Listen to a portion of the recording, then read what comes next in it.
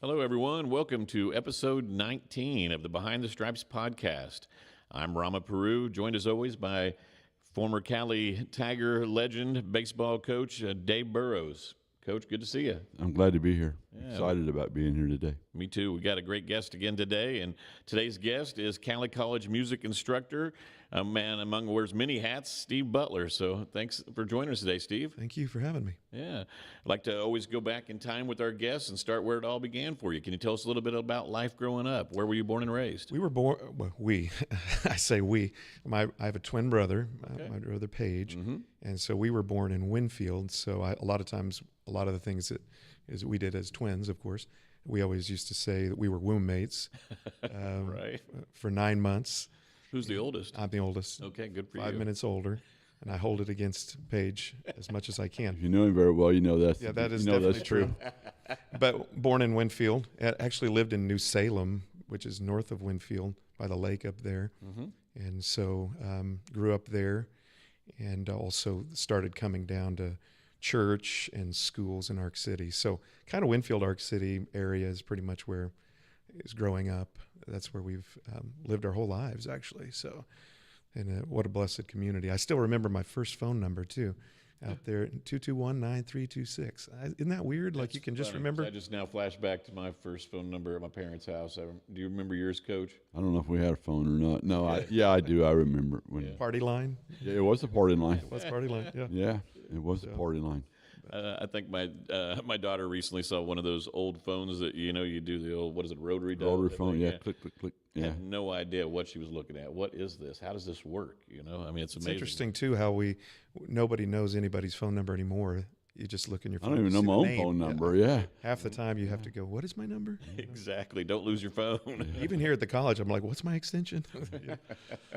Well, you mentioned your brother Paige. Yep. So, any other brothers or sisters? Yeah, I have a brother David who lives in Winfield, and he's kind of a rancher, cattle person, builds pens, fences, just jack of all trades. And then my sister she works in the medical field in Kansas City. And then I have two deceased brothers. I have a brother and a sister who passed away. Oh, I'm sorry. So, yeah, my sister passed away in 1993, a week before Z and I got married, in an accident in Texas. And the world lost a great person. And then my brother died. My brother Dwayne Rice died back in 2021. So I think it was, or 2022, one of those years. And so you just love I love my family more as I get older. That's for sure.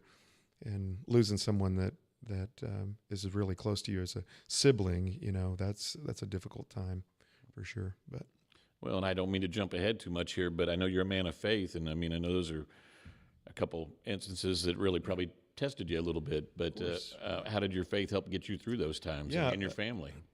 yeah, that was when I was 19 years old. When my sister she and my niece and my niece and nephew were in the back, and they were hit by a train. She pulled in front of the train in Gladewater, Texas, which is a big football.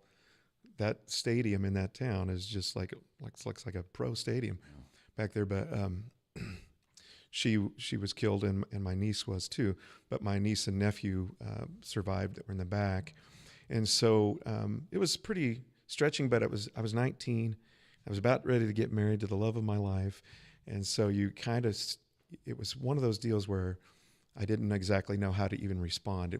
Sometimes when things hit you, you don't know, you don't cry. I struggled with man, how come I'm not crying when this is breaking my heart, And I think actually went through several things later on in life where people had gone through similar situations where they said, I feel like a bad person because I'm not crying. And I don't know why. And I said, let me tell you about my history. Because we all react differently to certain situations. But if I hadn't had Christ in my life, I don't know how I would have been able to handle it. When you lose someone that you love dearly, if you don't have Christ, it's a very difficult thing. I mean, what do you hold on to? And so faith really got us through that as well. So, and then my brother passed away a couple years ago, and I was able to see him the day before he passed. And so I've always been very grateful for that because I didn't see him very often. And then it makes me more thankful for the three siblings that I have still to this day, because you don't, just with anything, you don't really appreciate it until it's gone. That's for sure. So Looking back when you were young, growing up with your brothers and sisters, were you guys all pretty close? I know you obviously with Paige being twins, probably ran around a lot together. But what was life growing up when you were young around the house? Yeah, I mean, most of the other siblings were older, and so Paige and I were really the only ones that lived at home. But yeah, we longed for the day when they would come home and be with us as well. But yeah, growing up with Paige was a lot of fun.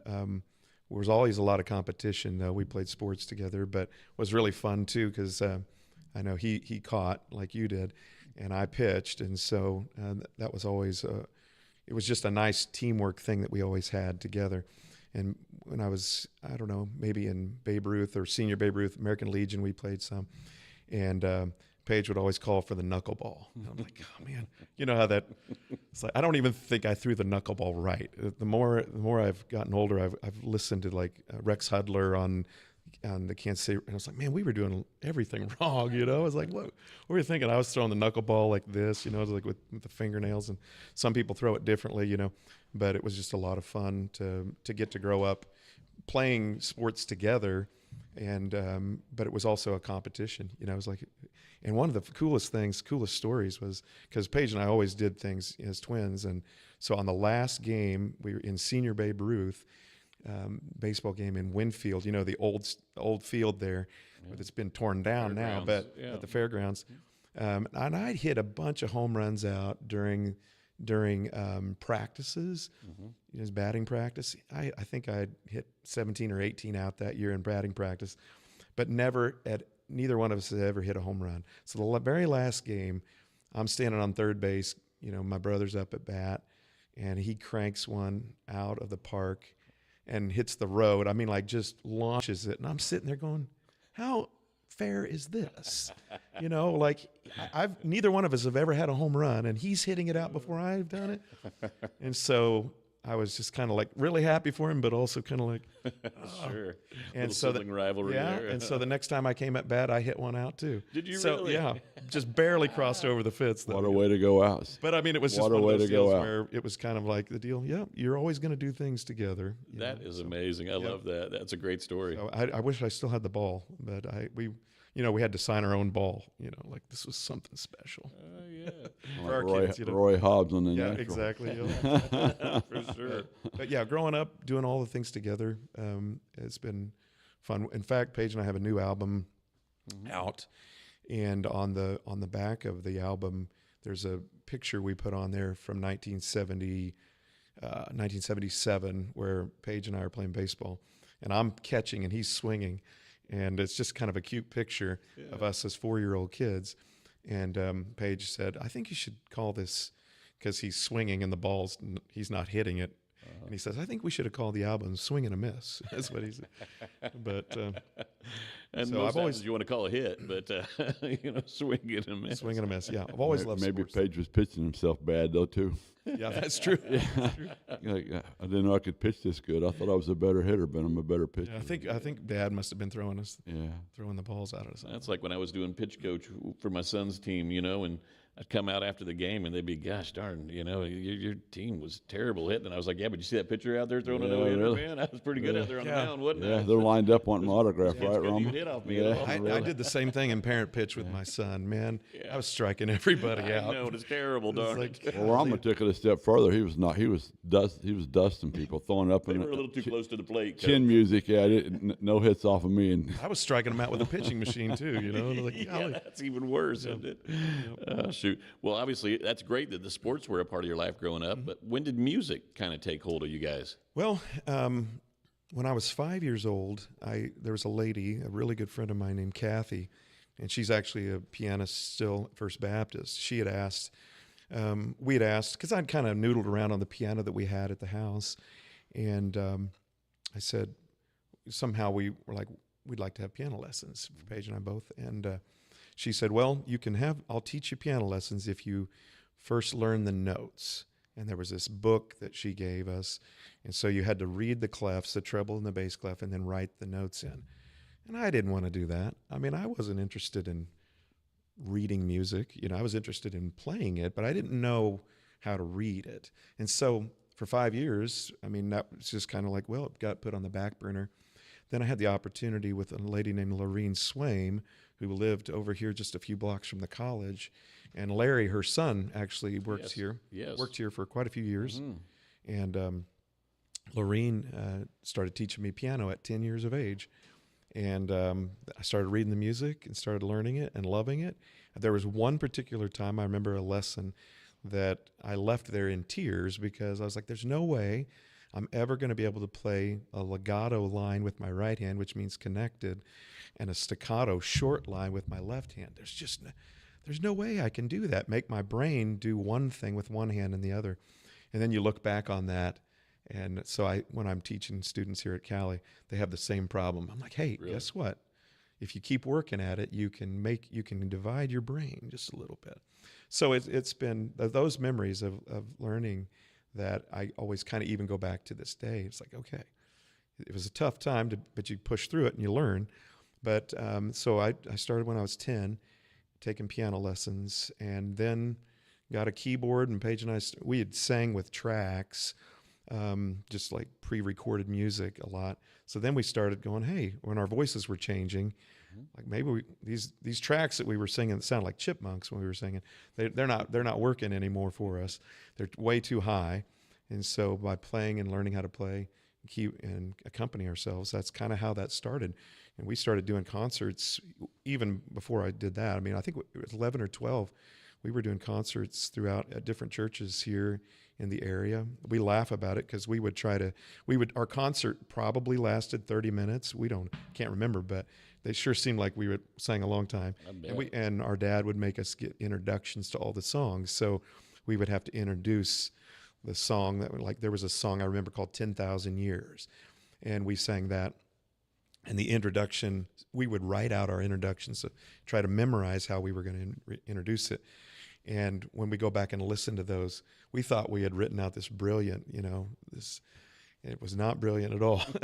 We would laugh and say, this next song that we're going to do is 10,000 years. And it's going to be 10,000 years and it will be just like we just begun when we see Jesus. So the next song we want to do is 10,000 years. We would just say this redundant stuff, But we learned how to communicate with people at young ages, and that was... so between sports and music, it was kind of interesting the contrast to that, but how they kind of go together because you're actually in front of people quite a bit. Yeah. So. I don't want to put him on a pedestal, and I haven't got around to meeting Don Henley or Paul McCartney yet, but Steve's one of the most talented musicians I've ever met in my life. And we got another one in the same room, so I know, that's right. Rama and I, we probably can't sing in the shower, can we, Rama? I can play a mean tambourine. Oh, can you? How's that, all right? I can play spoons. Does that matter? You can, but I can't play the tambourine, but we can say that. That's the only thing I think we could maybe The tambourine, man, there's your album title right there. I can just do that right there while you guys are playing. How's that? That's awesome. Yeah. No, but Coach, you've had a chance to be around Steve, and like you say, I mean, as a musician around Cowley County, I mean, I don't know if there's anybody better, like you say, that we've been fortunate enough to have you here at Cowley College. Perform at so many different events here, but so many things around the community too. And you mentioned you've been around Winfield and Ark City. Obviously, this community must mean a great deal to you and your family then. Yeah, absolutely. We've had opportunities to move away and leave and go do things, and it's interesting how maybe you guys would agree with this, but even when you're gone like a week and you pull back into your town, it just feels like, it's home. And a lot of times, a lot of kids are the same way. They go, well, I'm going to get off. I'm going to go out and do my own thing for a while. And then they come back and they're like, because they know that this is a welcoming community. Mm-hmm. And it's very similar. Winfield and Ark City has been a big part of our lives, no matter what. We want to stay here for as long as we can, But yeah, the music in this community, it's funny too, because I've sang a lot of funerals. I do a lot of funerals. In fact, when Gary Gackstadter was here, during the in-services here, he would do cartoons. I don't know if you ever knew about this, but he had a whole long-running deal of Funeral Man, and he would write these cartoons out because there was one of the in-services, I think it was year 2000 or so, and I had to go and sing. So he was like, yeah, you'll do anything to get out of an in-service, Steve. And so I understand that one. Yeah, we all do. So he started writing these Funeral Man cartoons. and basically he would be like he was Superman, and so it's like, what? Hello, a funeral? What time? And then he would jump into a booth and turn into funeral man with a cape, and so I would fly to the next deal, and then so I do a lot of funerals and weddings and things. In fact, one of my sons, Zane, he was at a doctor's appointment years ago, and the lady goes, "Oh, I know your dad. He sings at funerals." So where you're known so for. every once in a while, it's kind of nice to let people know that's not the only thing. Most people buy the paper to read the sports. Steve buys the paper to look the bits. He's drumming up business, Well, one of the funny things is, one of the funny cartoons that Gary drew was that Wedding Man decides there's no weddings happening and occurring. He's not playing for any. So Wedding Man decides to kidnap Funeral Man. So he draws a whole cartoon where Wedding Man kidnaps Funeral Man and puts him in the closet, and then he takes his gig. Well, then he shows up at the funeral playing Pachelbel's Canon and Wedding March and all of the wedding songs that are appropriate for that and not for a funeral. So and then Mark Flickinger got in on the action, and he's drawn several of those. So that's if great. you ever see us during in service laughing, it's probably because somebody's drawing some cartoons. I would like to see it, but I'm not coming back to see it, though. I promise. Don't want to sit through no more in service. Right, goodness. Well, I mean, I love them. I mean, what am I Yeah, saying? you're still here. You better say that. We love them, Rama. They're the best thing ever. You can't be honest, can you? Hey, we're going to go back here a little bit, but you, after high school, did you graduate from Winfield High School? No, well, my brother and I, Paige and I, were homeschooled. Okay, good. So we graduated from Butler Academy. I was valedictorian. And so that's debatable. I don't know. We say we're co-valedictorians. Okay. And then Gary Detweiler was working here at the time, and I was friends with his son Tyson, and he talked to Connie Donatelli and got Paige and I scholarships to come and be in the choir, and we both got our GED through Terry Eaton through the college. So obviously at that time, now when homeschool kids are there's a lot of people that are homeschooled. I mean, and they actually you can get your degree and diploma through the Kansas State, and so at the time that did not exist for us back in 1992. So we went and got our GED here at Cowley. And the great thing about the GED, I don't even know if that program still exists here, but what was great about it, what Terry explained to us, was that high school, you can go through a high school and not know how to read. And you can have somebody fake a lot of things for you. But if you get a GED, it's proof that you have to be able to read and write. And so she said, at least that was the way she framed it. There would be a lot of people that would be more apt to hire you through a GED, just if that's all you have, because they know that you can read and write.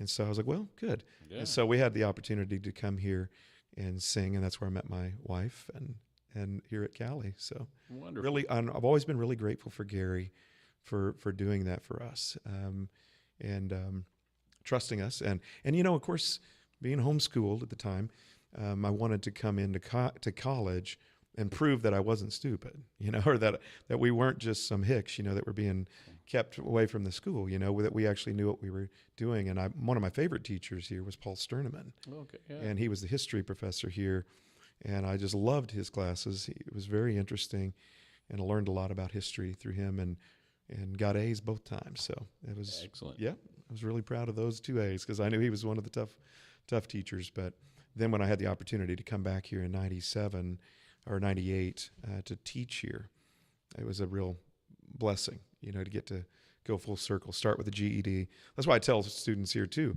hey, how you behave as a student, people will remember that. And because I was in Connie's classes, and she was like, had the opportunity, and she wanted me to come and be her accompanist and teach the theory courses. And, I was really blessed to be back here. So. Yeah, and that's Connie Donatelli you're talking about. So, I mean, Connie was legend here. Exactly, and I'm glad you brought her up. Hall of Famer. Yes, I mean, we talk about some of the individuals that were over in that area at that time, and just like rock stars. I mean, it was Connie Donatelli and Scott McLaughlin and Dion Ewing and all these people that were over there in that department. I mean, the list goes on and on. But can you tell me a little bit about what that was like when you first came here to Cowley and worked with those individuals? Yeah, Dion asked me to put in my resume for the theory job and piano. And I was like, man, I don't know if I've put in very many resumes, And at the time, I was working at First Baptist as music and Christian education pastor, and so I was full time there to have the opportunity to do this. And I remember that I had to come in and do a class presentation, and I was so nervous to come in and teach. And I remember teaching on the development of the piano, and I had Connie, Dion, and Gary Gackstetter sitting in front of me. And I had to teach.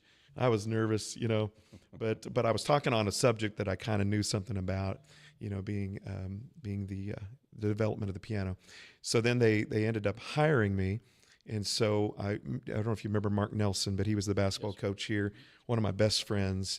He's now an athletic director at Grand Canyon University, and so he and his wife and me and Z went to Cancun together in August, I think it was. And classes were going to start pretty soon after we got back. And I remember taking my books and doing a crash course, just making sure I wasn't going to tell the kids anything wrong in the music theory, And it's actually, music theory has been my passion. So I really love the subject. And the nice thing is that very few people have that passion, so there's always a job for you. Yeah. So I love instilling that love of creation of music. I wouldn't have been able to do it if it wasn't for my teachers at Southwestern College. Dr. Strand was a great organist, and Michael Wilder, who was in the Wichita Symphony, and I think he's at Wheaton College in Illinois at this point. He might be somewhere else now, but I would not have been able to do what I do if I hadn't had great teachers, and the teachers that I've had have influenced me.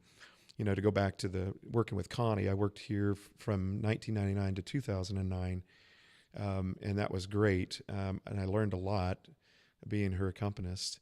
And then and working with Gary and Scott was one of my best friends. So yeah, I decided to leave in 2009, and I just knew that that's what God wanted me to do. It was time to end. So I never knew that I would come back. And in 2018, when I had the opportunity to work with Mrs. Allen, Lindsay, who was one of my students in my first year back in 1999. Wow. And I had the opportunity to work with her again. I was like, darn right.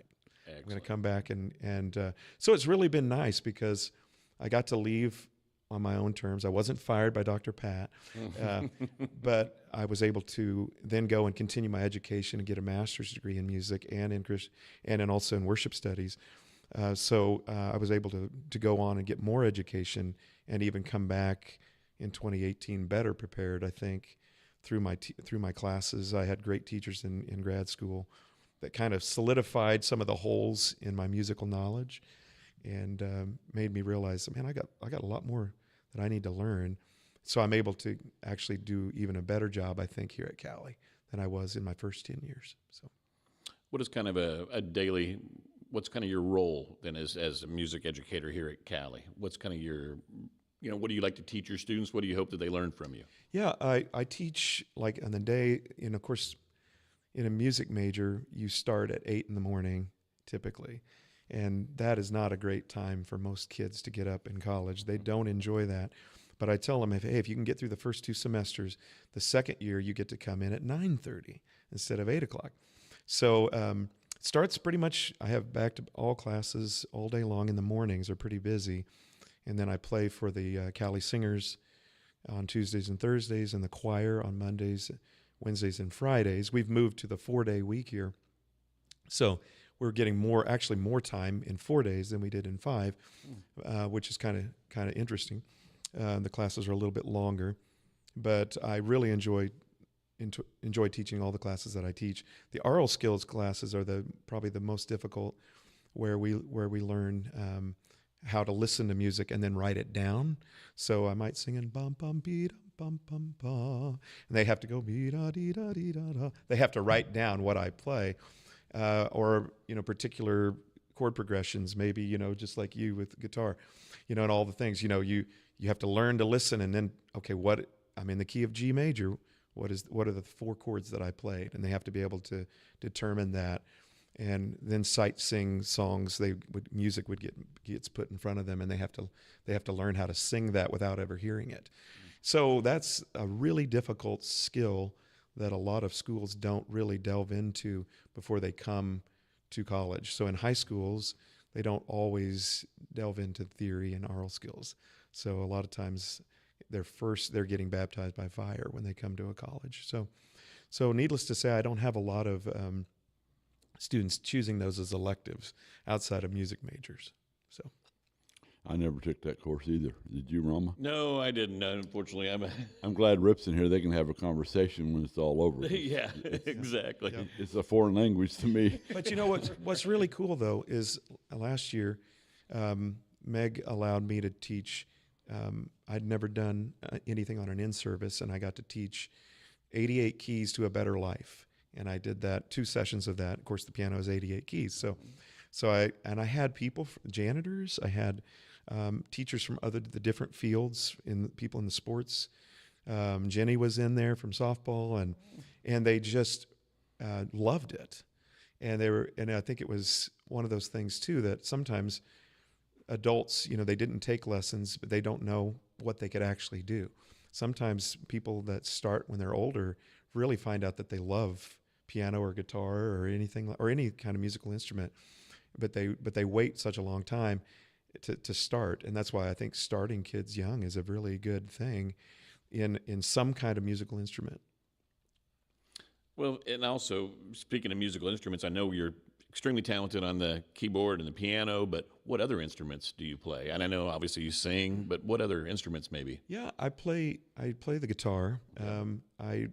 I dabble on the drums. If you ask my family, they'll say I don't play drums, but I can fake it, I guess you could say. But I do play guitar. Paige is a really excellent guitar player. Yes. And I am not a solo guitar player.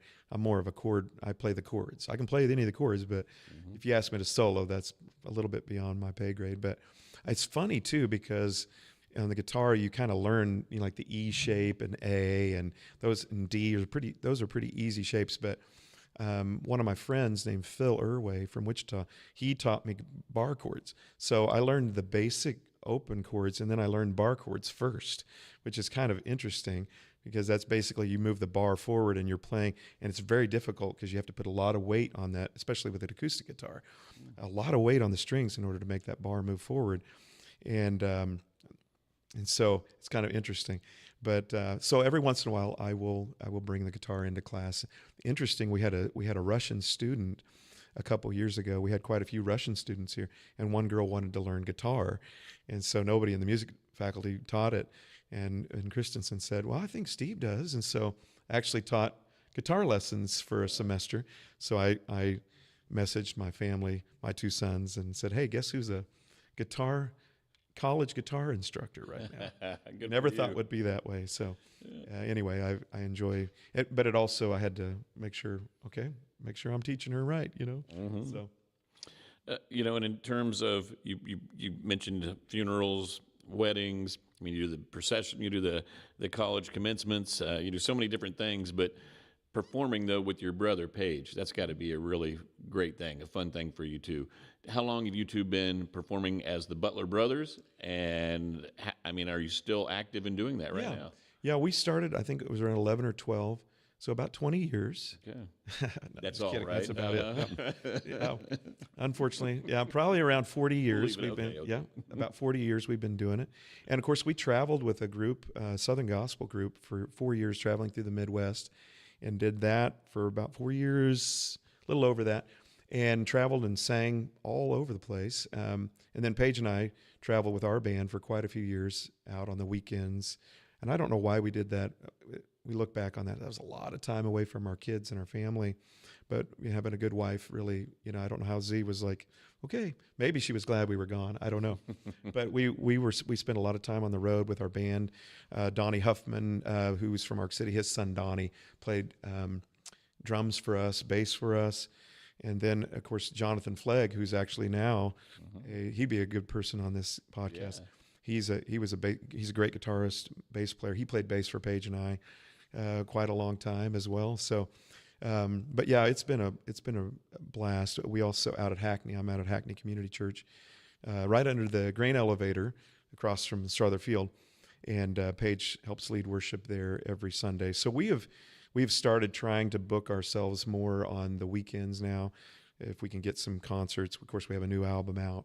We want to be able to go out and do that. When you work at a church, it's more difficult to get out on the days when most people would go out and would be there as an audience. So, but he gets to lead with me, so that's a real blessing. But we've done it for a lot of years, and what's really amazing that a lot of people say, but until you know it or experience it as a sibling. There's just certain looks that we can give each other in the middle of singing that we know exactly what the next person's going to do. And we may do something totally different than what we planned, but I can just look at him a certain way and versa vice.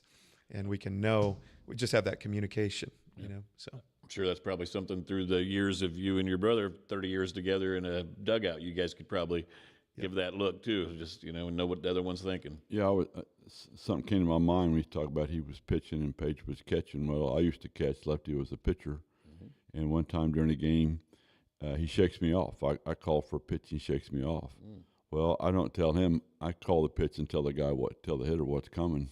Guy hits it out of the ballpark, walk out to him with the ball. Like, if you listen to me, that won't happen anymore. Oh, wow. And I didn't tell him that for a couple of years. Like, hey, I told him what was coming, man. Don't shake. And message received. Okay.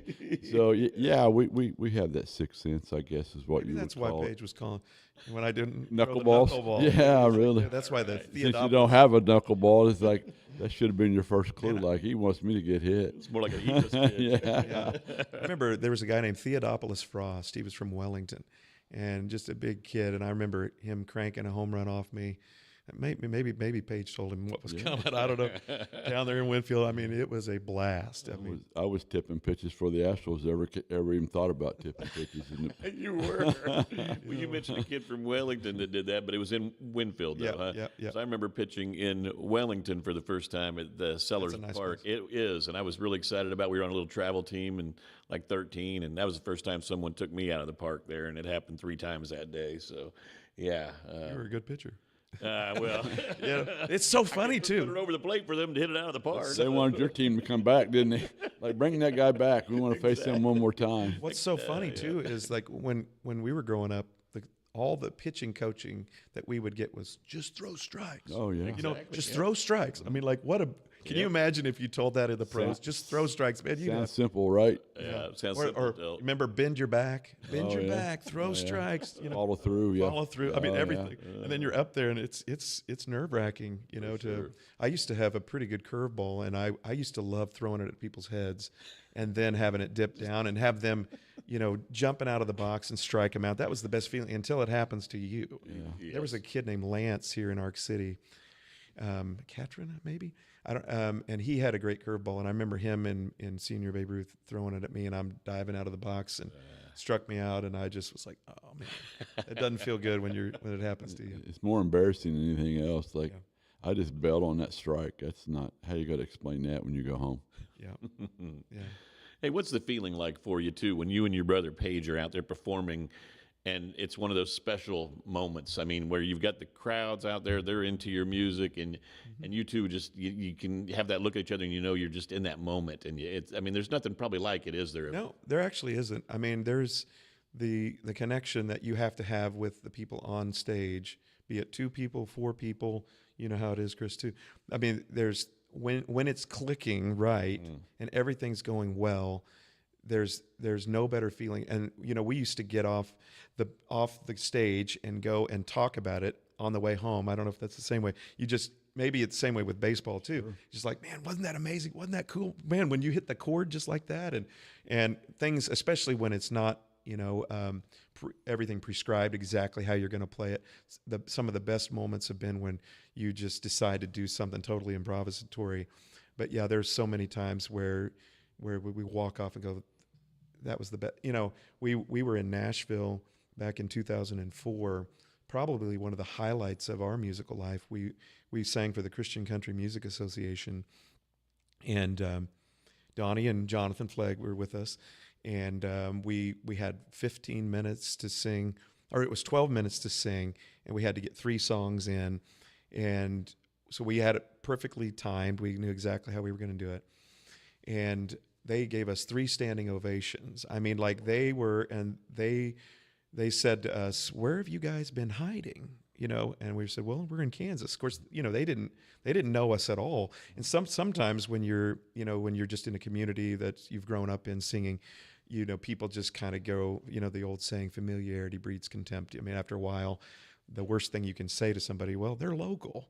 These are a bunch of local guys, But when you go out and you're out in another state, they think you're amazing, So we get through that. That was one of the musical highlights of our lives. And then they tell us, we believe that you could win the talent show. So this was at this convention, but it's coming up in a couple days. It's $150. We think you guys could win. You'll get a record deal with Curb Records, which was Faith Hill and Tim McGraw's record label at the time. Pretty up-and-coming record label. And so we're like, man, I think that sounds good. The only catch is you can't use your own equipment because there's going to be a rotation of like 12 or 15 groups and solo artists that are going to come up. You just got to use whatever's there. And we're like, well, I guess that's okay. So, but we were running on the high of, and people would see us and just go, this was amazing. We thought we were going to make it at this moment. Mm-hmm. And so we go up to use their equipment.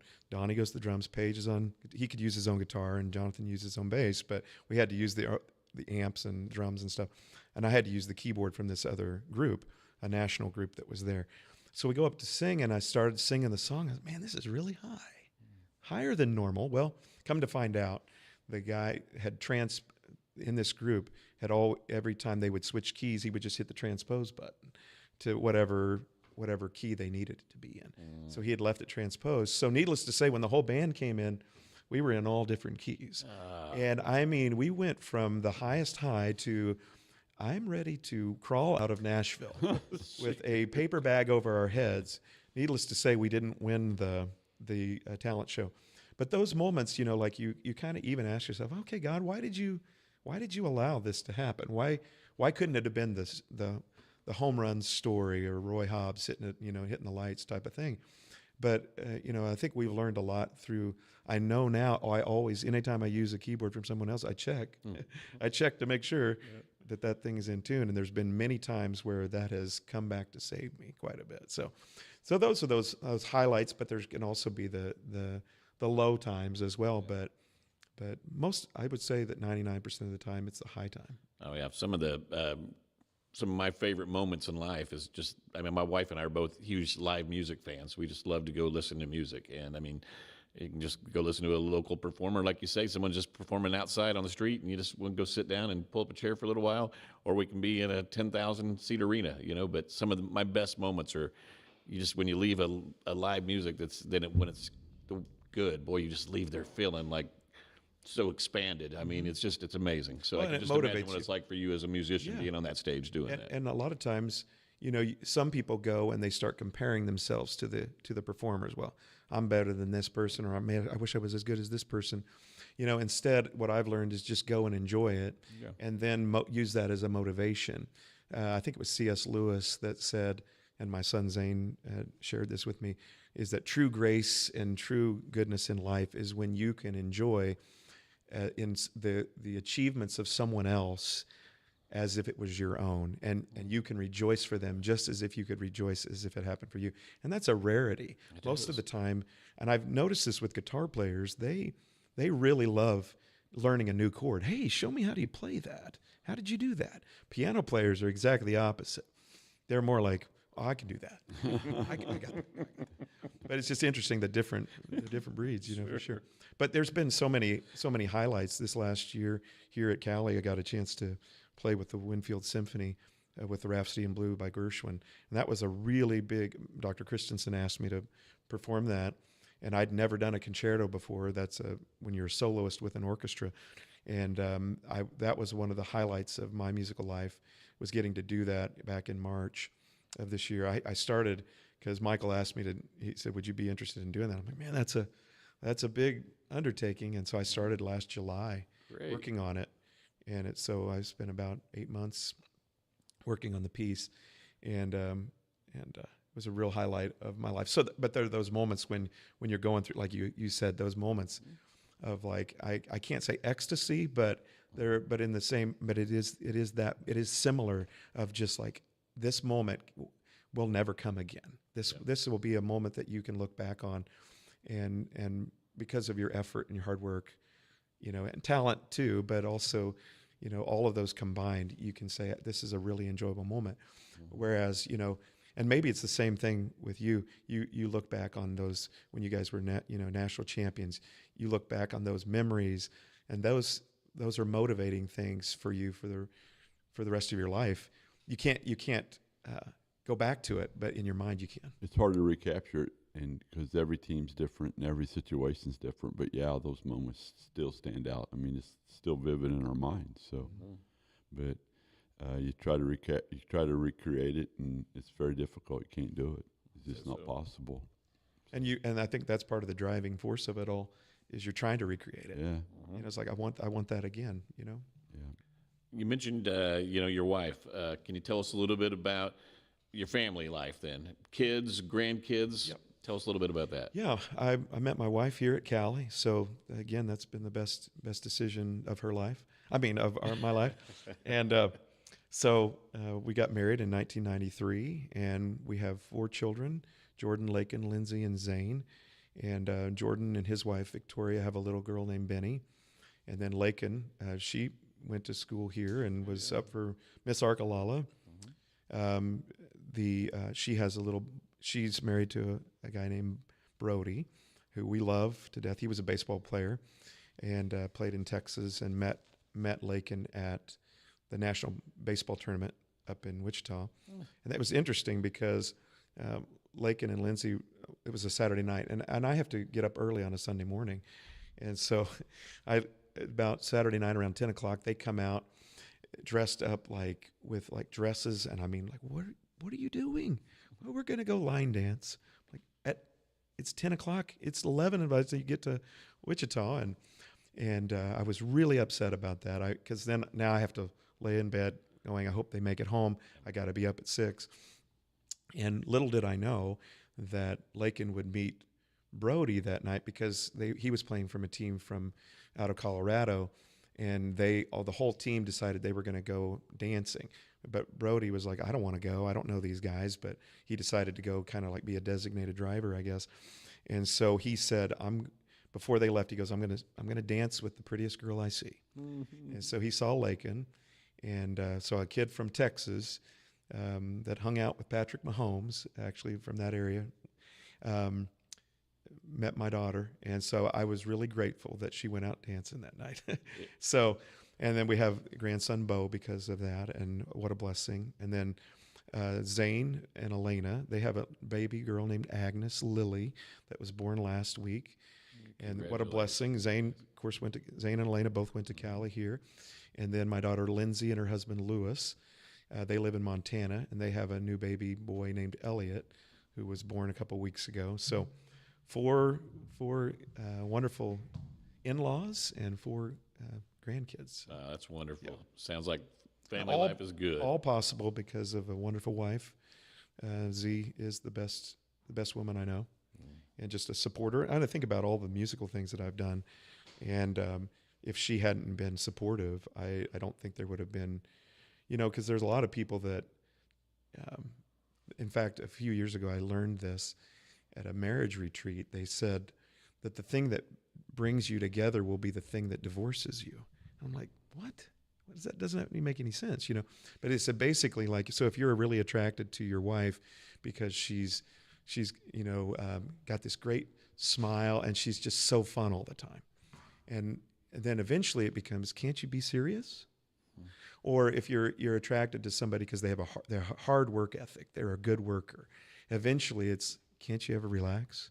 And I was like, wow, that really makes a lot of sense, And so and I think that, being the, I think kind of the original time when I'd be playing piano and she'd sit there and watch me at Cowley Singers, you got to take advantage of those opportunities, like being a rock star when you can. And I think that's, her support over the years allowing me and not allowing that to be like something that she would resent. It's the same thing in coaching. It's always been an old slogan or old saying, what gets you hired will get you fired. And if you're a player's coach, well, now you're too easy. Or if you're a disciplinarian, well, now you're too hard. When the team goes bad, because they'll bring you in because, well, we need somebody to kick these guys in the pants. And it works for a little bit. And then when it doesn't work, you're out. You got to have somebody that's not going to be so hard. So I think it's true. I think it's a true statement for sure. Yeah, they want somebody. Okay, we need somebody that's not going to be quite so hard on them. Yeah, and then there's the too communicator. Easy, yeah, the communicator. Then when it's going bad because he's too easy. He's a player's coach. He's laid back. Got to have somebody kick these guys in the pants. Right. Get them on the same page. Get them, drive them a little bit better. So it's interesting too. Like being a coach in sports, you guys can get away with like yelling at your players. I mean, you got to motivate them. You got to yell at them, especially they're out on the field. You can't whisper at them. And I've often thought with my students, like, man, what if I treated you like a baseball coach or a basketball coach and just yelled at you? You'd be out of a job. I know. There's a movie called Whiplash where the I don't know if you've seen that movie or not, but the conductor basically he's the most abusive guy, and he throws cymbals at the drummer, and he's just abusive, but he gets the result. At the end of the movie, he gets the result he actually wanted. So then the theory was that justified because it actually ends up getting the result because of that, and so then that ends up being the end justifies the means type of thing. But I've often wondered what would happen to us as music teachers if we were as hard as like an athletic coach. I think the thing about it too in baseball, for sure, you got 30 guys and you got to treat all 30 guys just a little bit different. And I'm sure it's that way in the music classes too, because everybody learns different. Everybody's motivated different. Their day might not be as good as yours, and they don't know how to separate that. So, but I never had a lot of rules, but what I had, I enforced. I only had about 3. Be on time, play hard, wear the uniform right, and we'll be fine. And we'll negotiate the rest of it, is how I always looked at it. So might not be the right way to do it, but our guys always responded to it. Yeah. Cowley, where you met your wife, you've been here as a student, been here as an employee on a couple occasions. You've had children come to school here. What does Cowley mean to you and your family? Well, without Cowley, I mean, I wouldn't have probably half of the experiences in my life, and I'm really blessed to be here at Cowley because, and I must be if I wanted to come back. That meant that the first 10 years that we're here meant really something special to me. And what I love about our college here is that it really does seem like people stay here a long time, and so it's like a home. It is like a family. It really is. Where even though you might disappear for a while, you always know that. Even though I wasn't working here anymore, my kids all went here, and then having the opportunity to come back full circle and get to do this with the people I love, I really enjoy, because I know that, like, when I came here and I talked to the president, and I told him, I said, hey, I want to come back here, but I also preach at a church, and I go and do a lot of funerals, and I might have to step out and do these things. He said, as long as it's not a problem with your coworkers, I totally have no problem with whatever you need to do with your other life. That, and I think that's what's really special about this place, is that, like, if there's a need, I know, like, we have these hours that we can pitch in. Like, if there's if somebody gets sick leave bank, right. You can give up your hours for somebody else that's got that need. There just seems to be a real legitimate concern for other people here at the college, and that's what I haven't found at every place I've worked at. So, definitely. Well, we're getting to that time where we're getting near the end here, so I got just a few questions. Coach told me you're a pretty good Royals fan, though. Is that correct? Well, yeah. I've been a Royals fan since we were kids. I remember earliest games going in 1979. Freddie Patek, some of those names. I loved Willie Wilson and UL Washington, Willie Aikens, and Amos Otis, and Hal McRae, and George Brett, and all of those, Dennis Leonard. All of the players that probably were in the organization when you were drafted. I know most of those guys, so yeah. Yeah. I remember the old toothpick, UL Washington. Heck yeah! And then one of the fastest guys I ever saw, Willie Wilson. I know some of those names; those are great. Hal McRae, all those guys. Willie turned down he had over 100 offers to play college football. Wow, he was just a heck of an athlete, boy. 6'3", 185-pound running back, And could run like the wind. My fly. goodness, yeah. Could fly. So he was, Yeah, Willie Wilson was actually here. I think it was Willie Wilson the day that the Challenger exploded. He and another, I don't know if it was him and Hal McRae, but they were doing something here at the college. Really? And signing autographs. And I did remember not know that. Goodness. I remember meeting them that day. And actually, we went down on our 25th anniversary. Z and I took the kids and we went down to the Royals spring training camp down in Arizona, and I got to meet Willie Wilson. He was born on July 9th, which is my birthday. So I always thought, because I'd always look at the baseball cards because I collected baseball cards, and I gave you that one that Yeah, for Dutch, yeah, for Dalton.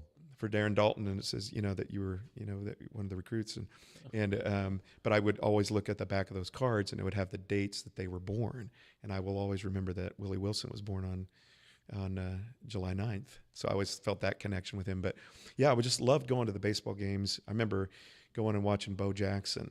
And I mean, it's really difficult to tell people what great an athlete Bo Jackson was. I mean, you go, yeah, he was good. He was great. ESPN did the 30 for 30 on him. But I got to see him play live. And I remember him hitting a home run out of Kauffman Stadium to the opposite field home run that got out of there in like 2 seconds. Mm-hmm. Just a line drive over the wall, 330 feet over the wall.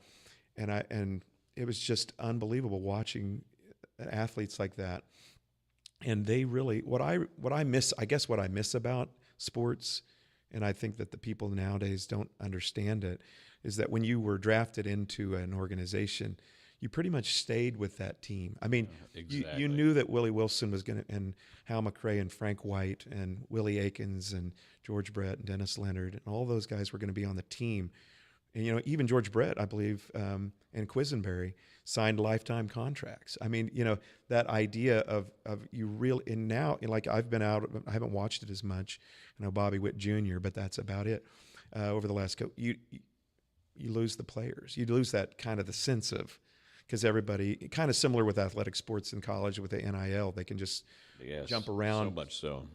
I think back in the old days too, you stayed where you were, so you became part of the community. Yeah. And now they don't. I mean, you used to see you'll see Mahomes at the Royals games, but you see all those, like George, you see him at a football game. Back when the Chiefs wouldn't go into the playoffs, and people kind of gravitated to that and like, hey, this guy's one of us. So and the crowds were better back in those old days too because of it. I think they had a kind of like a one-on-one relationship with him because they knew him. You'd see him around. You'd see him at the mall. Or you'd see him someplace like that. So yeah, Brett Saberhagen, watching him.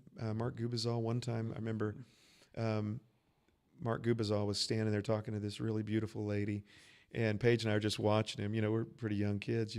We're just hoping for an autograph. And Mark Gubizal finally throws a ball up to Paige, and I think it was like, leave. Get out of here. I'm trying to talk to this lady. That's the message. Yeah, it was like, get out of here. I'm not going to go there. That's giving away secrets. So. You mentioned the baseball player asked the prettiest girl there to dance. Like, yeah, that's one of them too. So. One of my worst memories as a Royal fan was at Kauffman Stadium, and we were sitting on the upper deck, right at the base of the upper deck. So we had our gloves there, and there was a foul ball that was coming up, and I leaned over the edge with my glove, and it tipped off the edge of the glove and fell down down below. And I mean, 20-some thousand people booing was the most rejected thing I've ever felt in my entire life. Even worse than Nashville by any means. You should have broke out your piano. I know.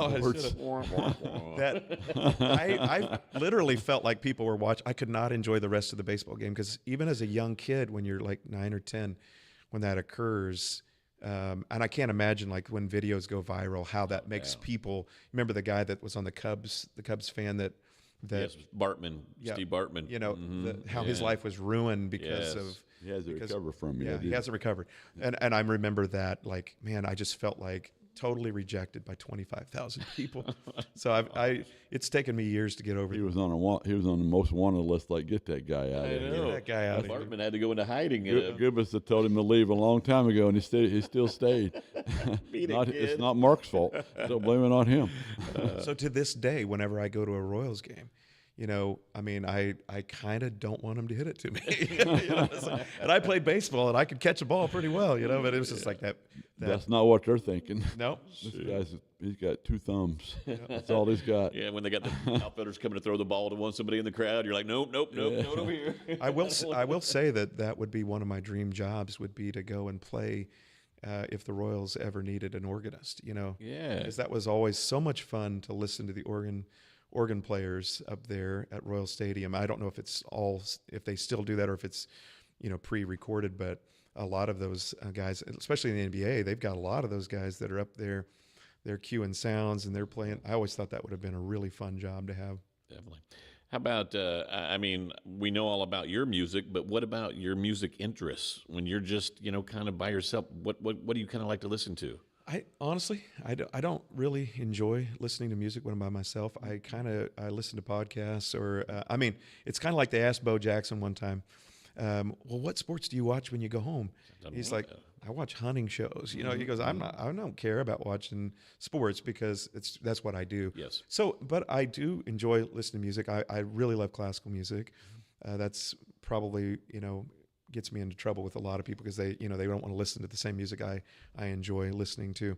But I really like this group called Wolfpack. Jordan and Zane had really shown me this group, and it's just a kind of a funk group. It's just really fun. I don't know if you've ever listened to them, but just such great musicianship. Anything that's good musicianship, I really love. But honestly, when I get in the truck, I hardly ever turn on music. Gotcha. I listen to podcasts or various rabbit hole type of things. Well, how about an opportunity to plug your new album? Can you tell us the name of that and where people could find that? Yeah, it's called One Wish, and that was the album before. I'm sorry. So we have. I'm trying to remember the name of it.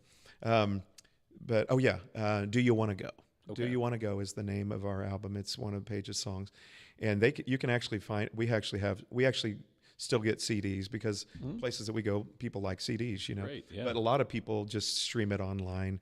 So you can anywhere in the world. We're on every platform in the world, on YouTube, on Spotify, Apple Music, anywhere there's a platform for music. We're on YouTube, and you can go and look up Butler Brothers, and you can find our music there. Terrific. And we, our last album that we did before that was called One Wish, and I just wanted to plug. One of my favorite songs on there was a song for D-Rock that I wrote for your son, and that's one of the. It's a song that did at his service, and in fact, several people were like, "Well, this is a neat song." But then, whenever the second verse, "You were Dad's right hand man, took stats at every game," people were like, "Hey, this is more in line with what Derek was about." And I always try to. Because it was on Valentine's Day when he passed.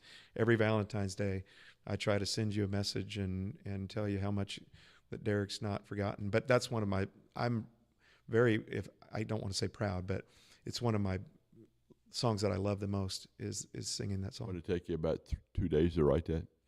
Yeah, but I wrote it based on the things you told. Yeah, we're having a conversation in my house, and you were telling me about how Derek took stats at every game, and it was a pretty down moment in my life, and that's been something that's that helped us a lot. So, and we didn't know we were going to play it to service either, and it's like when you started playing it, like, hey, I'm like what you said, that's nice, and like, oh my gosh, Wow.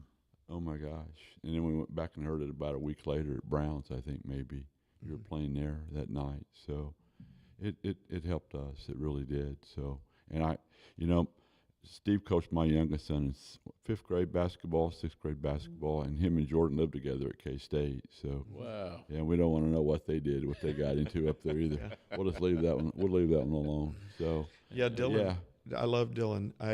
In fact, Dylan and I communicate on Snapchat quite a bit. Yeah. And he's when we coached MAYB, Paige and I coached MAYB, and Dylan went with us on the team. Yeah. And man, he'd body up on you, and I'm like, man, this kid is like adult. And I mean, we had some great deals. One of my favorite deal, we were at a practice up at the WIS in Winfield, and on a Saturday, and we had left there, and we were going by the police station, and I just forgot there was a stop sign there, and I just went through the stop sign, and halfway through, I realized I'm going through a stop sign, and the policeman's standing out there, and he's like, "Hey, stop sign!" And of course, I've got Wesley Brantley and Dylan and Jordan in the truck, and I'm like, but I'm halfway in between the. Like, what do I do? I can't go back, you know. So I kept going. This guy's going to his car. I'm like, oh my goodness. So to this day, Dylan he was, "Hey, stop sign." In fact, I think at his wedding, I officiated his wedding, and I think I mentioned the stop sign. Yeah, I don't remember that. So, you know, I mean, you've been there to help people through some really down times, and been there to help people through some really unbelievably happy times too, through the weddings and the funerals and all the things you do. So. You've meant a lot to a lot of people, and I know to Coach, definitely. Yeah, for sure. I've enjoyed the day. It's been a fun day. Me too. Just the ride he took us on today was fun. For sure. Good. And I appreciate your honesty. You've been an open book through a lot of this, and this has been great to talk to you. So I think we'll get ready to wrap things up. Unfortunately, it's hard to believe we've been doing this over an hour already, and we could keep going and going. So we'd love to have you back another time, too, if that's all right. I'd love it. Great. Well, thank you. Before we let you go, we always finish with our joke of the day and then a few events at Cowley, all right? Okay. So, all right. Tie yourself down because the joke is going to be like... Man, I don't... You never heard one this good before, so... I'm ready. Woo, okay. Control your emotions, Steve. All right. So, please control your... Did you guys hear about the guy who got the left side of his body amputated? No. He's all right now. So, okay. Just letting you know. So I want you to write a song about that, Steve. Put one of those together. Yeah. It's like, well, you know, I did have an injury, you know, a couple years ago where both of my arms were cut off, but I think that the surgeon did a great job. Yeah, there you go. Yeah, definitely. He got you, Rama. He got you. Yeah, shoot. All right, been beaten at my own game. All right, so Steve, thank you so much. Thanks for having me. It's been great. And just a few events at Cowley this week. Movie night on the lawn is tonight at 8:30 at the Calder Bonfire Amphitheater. I also got final week events. We got snow cones and puppy snuggles on Wednesday at 11 a.m. to 1 p.m. at the Calder Bonfire Amphitheater. Tiger Baseball got the 5 seed in the region tournament. They defeated Dodge City in the best-of-3 regional, 2-0, and they're going to play 4 seed Hutchinson tomorrow night at 7 p.m. at the District Plains Tournament at Wichita State University. And I know you and I will be there, Coach. Yeah, I'm looking forward to it. Really, it's an opportunity for our program and our guys to they kind of make right what went wrong this year, because it hasn't been a good year. They know that. We all know that. So, you know what? You can erase all those emotions and all those problems in a matter of 4 or 5 days, and go to Grand Junction, and that's right. No one's going to remember that you had a subpar year. There you go. I mean, they took care of business against Dodge City to get that opportunity now to go to Wichita State, and so let's go Tigers. Absolutely, I can't wait. Track and field teams are just left yesterday. They're heading to the National Outdoor Championships in Hobbs, New Mexico, and will be competing May 14th through 16th. So best of luck to our men's and women's outdoor track and field teams. And once again, thank you to our guest today, Steve Butler. Steve, thank you so much. It's been a great time, and we appreciate you all out there checking out today's Behind the Stripes podcast. We'll have another great guest next Tuesday with Coach Roberto Dos Santos.